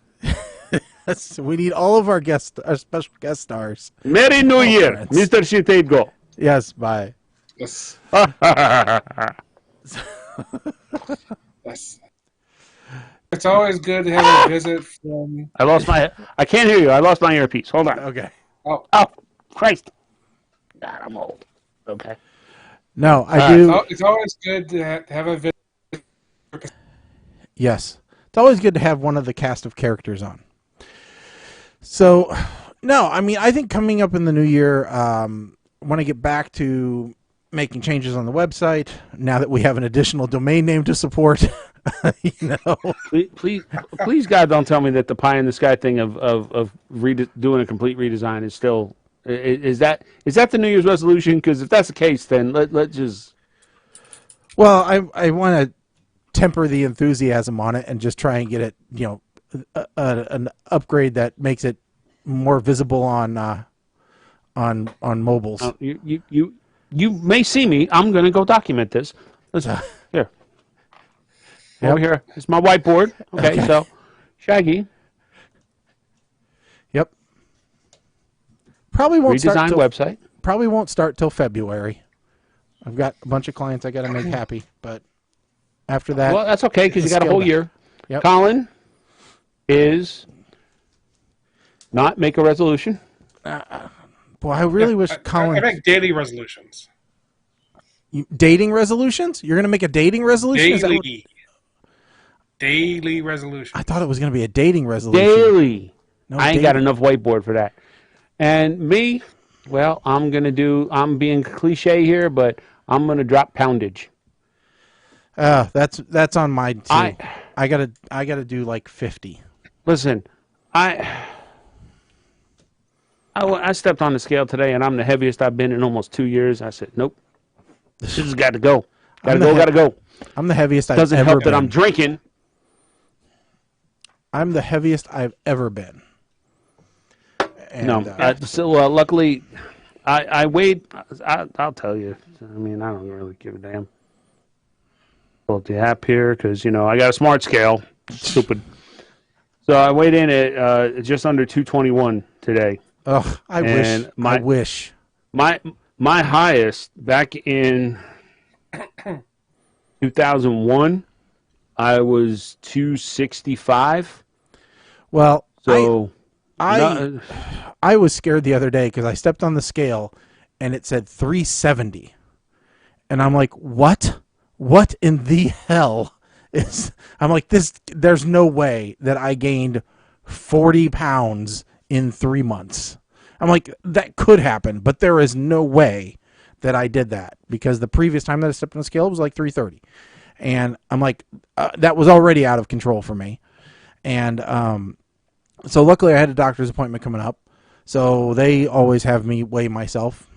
Got to stand on the fat guy scale now. So, stood on that, and it's like, 330. I'm like, oh, thank God. She's like, oh, is your scale off by a few pounds? I'm like, yeah, 40. And she's like, holy crap, I'd get a new scale. I'm like, yeah, no shit. I'm like, I thought I was in real bad shape. I'm like, she goes, 40 pounds. Good Lord, no wonder you were nervous about it. I'm like, yeah. Actually, and I didn't have as much stuff in my pockets. I do have to add one more to mine. And drop poundage and learn to play the ukulele. Okay. Yep. Because I actually kicked and screamed enough that you got one. Bought me a ukulele. So now I have to learn to play it. Well, see, I don't actually know what I got for Christmas yet. How? Because we haven't had Christmas yet. My eventually will be daughter-in-law and my youngest stepson both came down with COVID, like the day before Christmas Eve. Okay. And because of that, we actually have the grandkids right now, and his kids, and my older stepson doesn't want to come over to the house. And so we had my daughter come over for dinner and our oldest grandson come over for dinner. And that was all and my parents, and that's all we had for Christmas. So we haven't had, other than opening up the present from my parents, that's the only thing I've opened so far. Everything else is still away, and we probably won't have Christmas till middle of January. Oh, wow. Okay. Well, I mean, I understand. I mean, and it sucks. I apologize for my knee-jerk reaction. It didn't even dawn on me that it could have been COVID-related, so I apologize for that reaction. No, trust me, it sucks because like I got on Amazon today thinking, oh, there's probably some post-Christmas sales on stuff. Then I'm like, crap, I can't buy anything because I don't know what people bought off of my wish list. I know somebody probably got me a Amazon gift card. So I know there's probably stuff that I have gotten that, or stuff I'm going to buy that I don't need to spend real money on. Now, doesn't it come off your wish list when somebody bought it? Not necessarily. Okay. Because, like, my daughter ended up getting a duplicate of some dice that she bought because she didn't clear them off of her wish list. Okay. Yeah, I guess that's true, because Kim bought me something off of my wish list, and I had to go in and remove it manually. So, because she copies the link and doesn't like go through the steps so that it comes off the wish list, because she thinks, you're gonna peek. I'm like, no, I'm really not. I don't even look at my wish list anymore.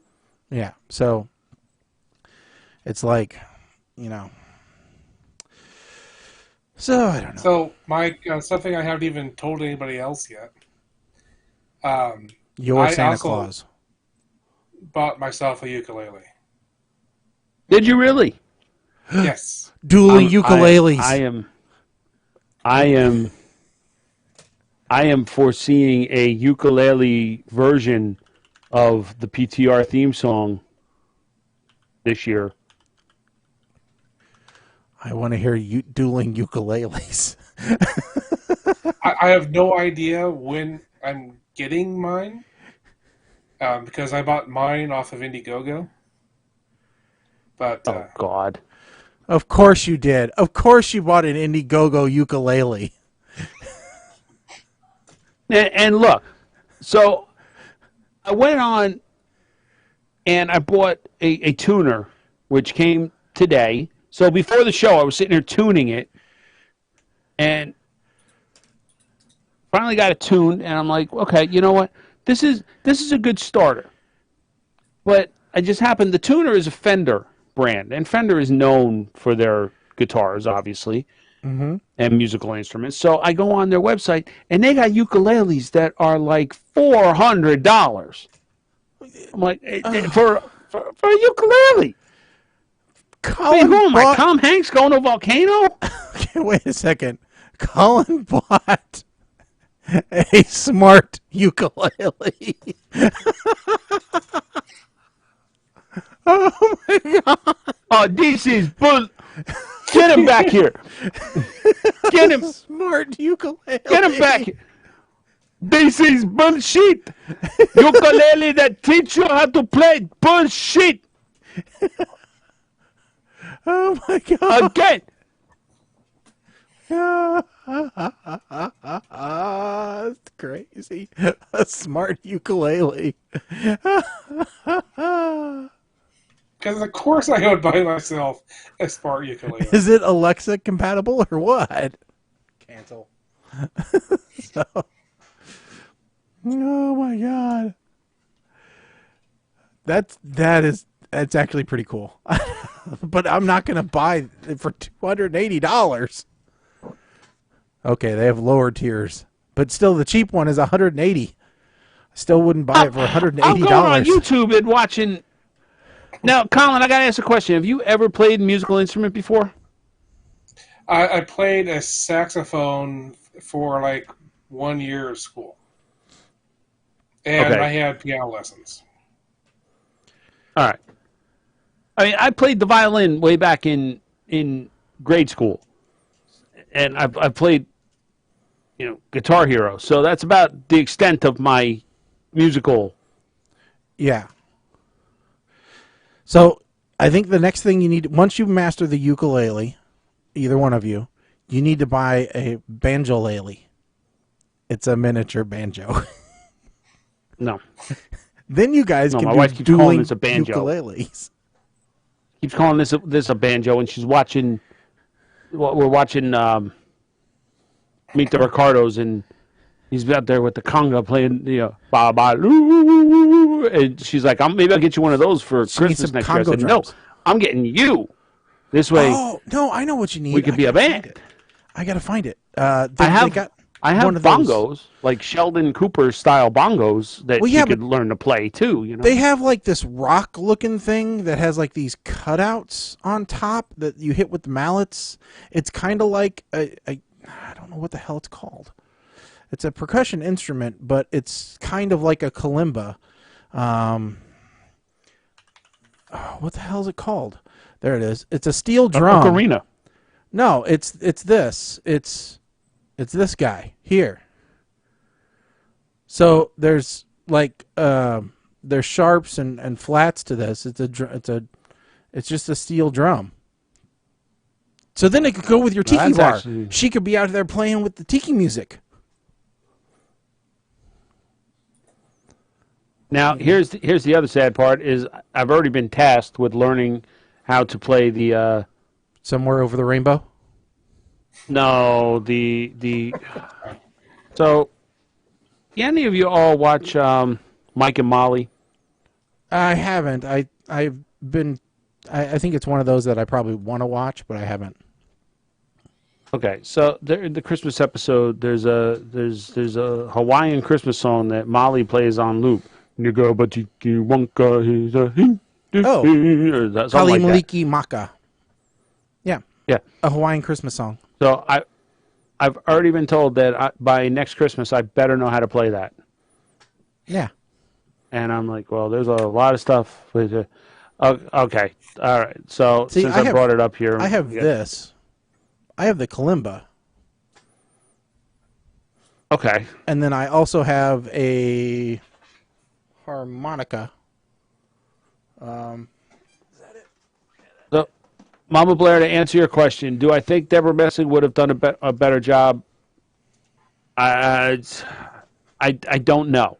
I don't know if Deborah Messing could have played the serious part of the behind the scenes stuff. I think Nicole Kidman nailed it. I do think, but it's a toss up. Desi Arnaz, I don't know. I honestly, I think Javier Bardem was just too big. And I realized that that title's not going away, and it covered the countdown, which is at like a minute and a half right now, I think.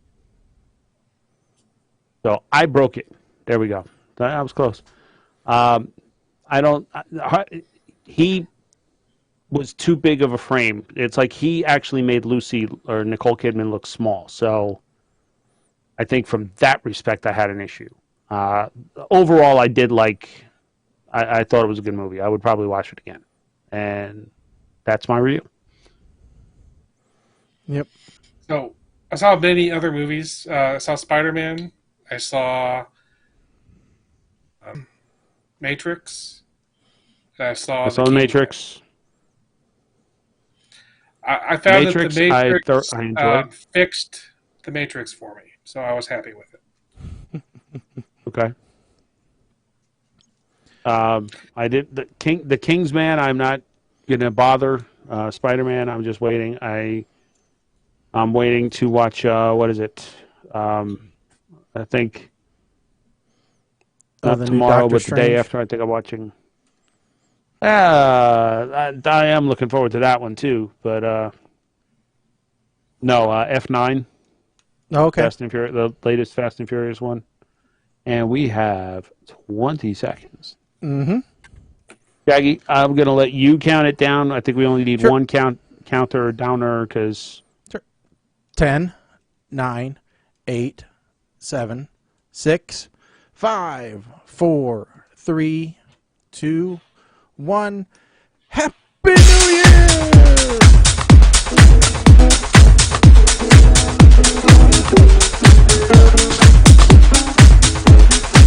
That's about it.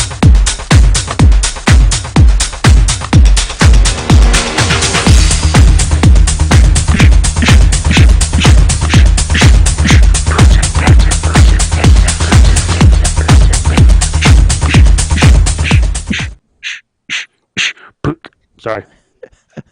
Hey, let's get into it. You see how I got it all set up this year? Yeah, that was all like spur of the moment. Proud of you. I am proud of you. Okay. And this is the part where we say thank you for supporting us on this journey. Thank you for sticking with us. What are we on? Year 14? Yeah. Of doing this I think we're actually in 15, 16 to tell you the truth. But yeah. Of this iteration? This really? iteration, Wow. I think we are, yeah. Wow. It's been a crazy, crazy journey. I talked to my wife, and I'm like, I've been doing this for, probably getting close to 20 years.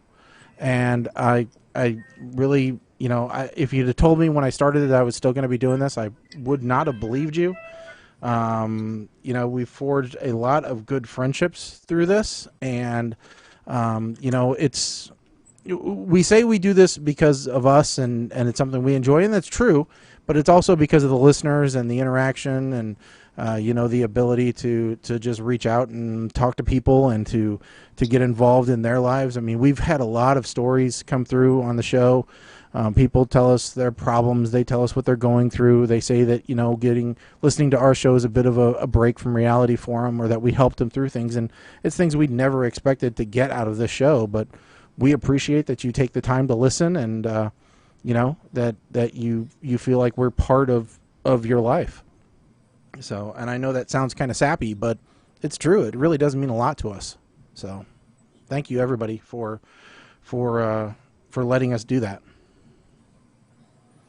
So, any other thoughts from you guys? Nope. I mean, it's. I want to say that, I came along after you guys in the grand scheme of things. So I think I'm going into year 18 of doing this.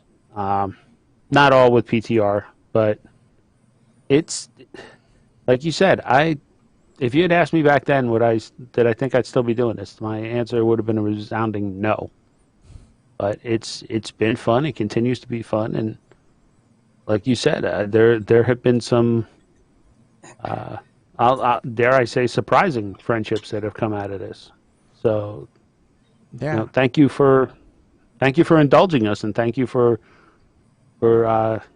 letting us do what we do, and we'll keep on doing it as long as you'll keep listening.